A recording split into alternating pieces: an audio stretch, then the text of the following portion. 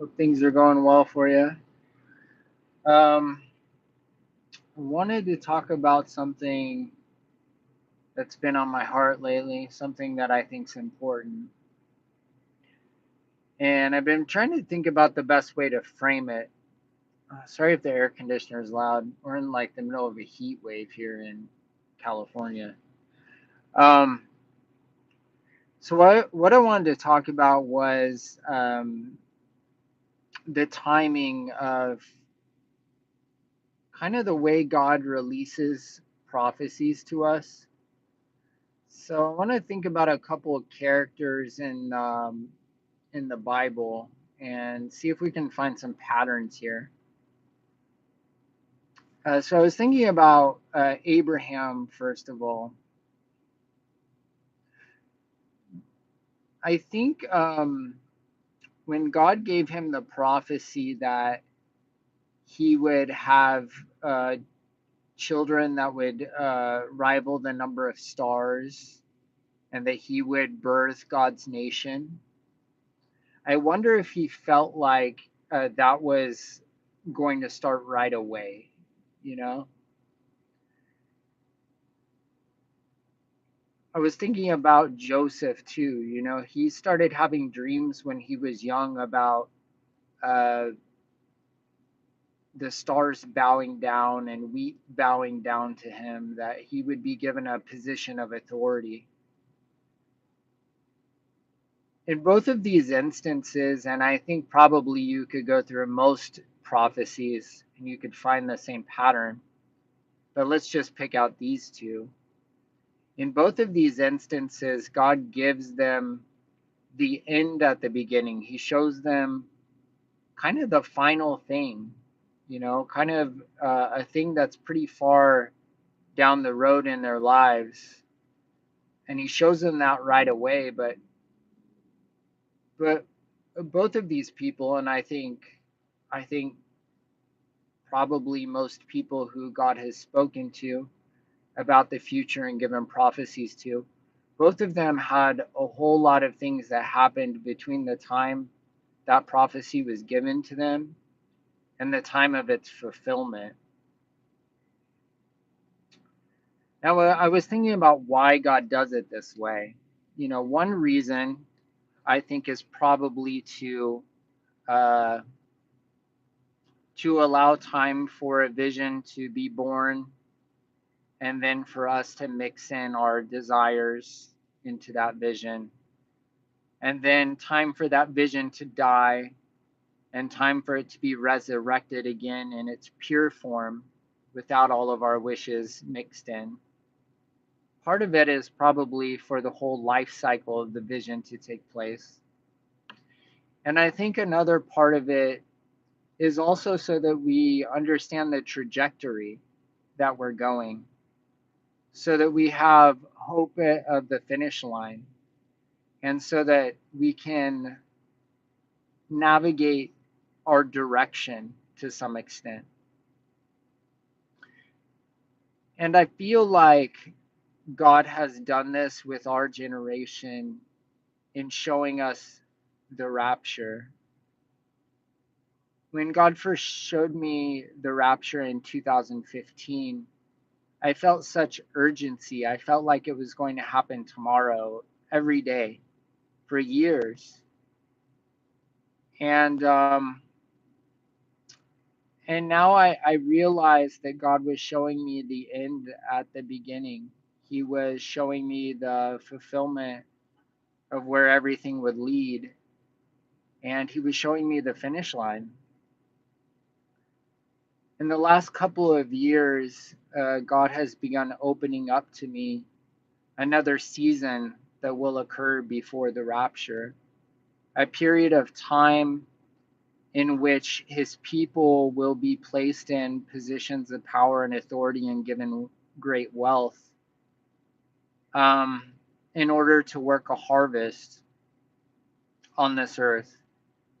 Um, so there are things that are going to take place before the rapture. There is going to be an economic collapse, and then there's going to be a wealth transfer, and He's positioned a lot of his people to be the recipients of that wealth transfer. Uh, some of his people will end up being extremely wealthy. Some of that wealth transfer will be in positions of authority. Some of that will happen in politics and some of it in business. Uh, but there's going to be a few years when his people are somewhat in control of the world. And that is going to be a period of time of restraining. We will be restraining the Antichrist system. And we'll also be giving people a taste of what the millennium reign will be like, a little taste of what Jesus's kingdom will be like during this period of time. People are starting to see the darkness of the current system. They are being shown, it's being revealed how disgusting Satan's kingdoms are. And in the next few years, God is going to show a contrast to that. He's going to show people what these things look like when his people are in control. Now, I'm not the only person that God has been showing this season to. There are a lot of people beginning to have dreams and visions about this period of time that's coming. God is beginning to open up a revelation of something that he is about to do.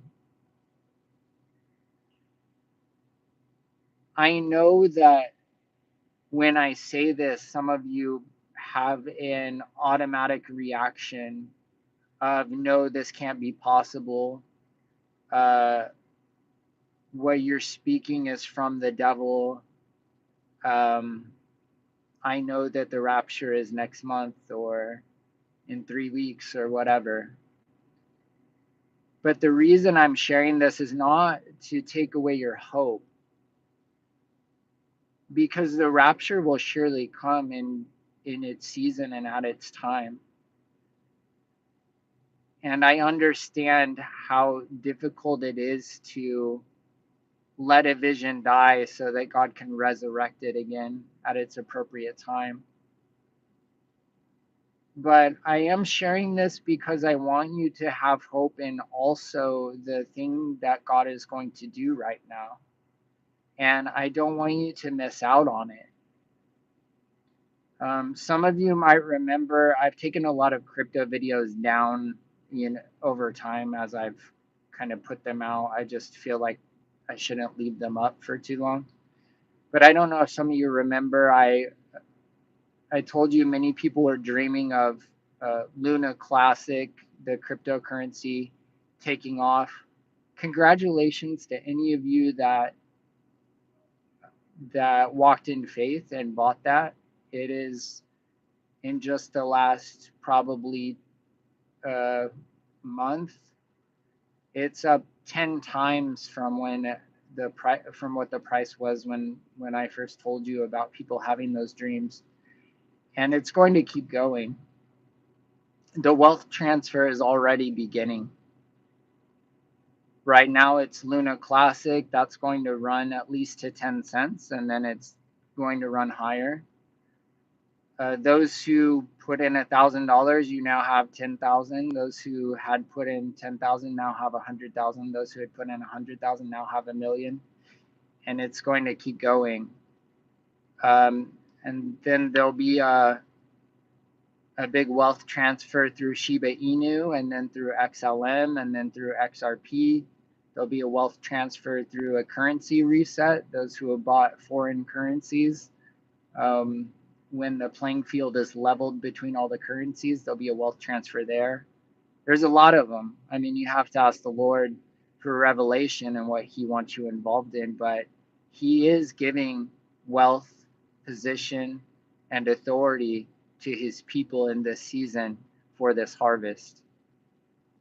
And if you're only focused on the initial vision that he gave you, if you're only focused on the end, then you might miss out, and I don't want you to. So that's why I decided to share this, not to garnish hope, but to give you perspective. I think if I think if Joseph uh, had only lived for the end result, he might have missed out on a lot of things in between. Or if Abraham had only focused on the end result of trying to create Israel and populate the earth with God's people, he might have missed out on all of the things that happened before then. Abraham was given a lot of wealth and authority and almost a kingship for long before he started populating God's lineage, of God's people.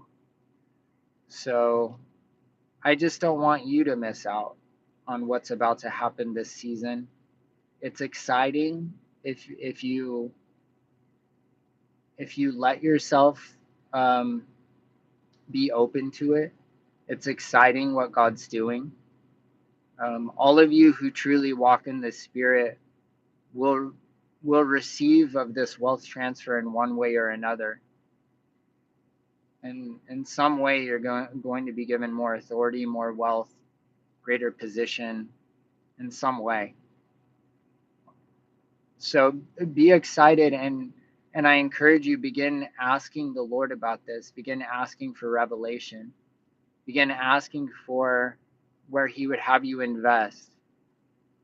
Okay? Because it's coming. It's already here. It's already beginning. All right. So I love you all, and I hope to see you soon. If not here, then in the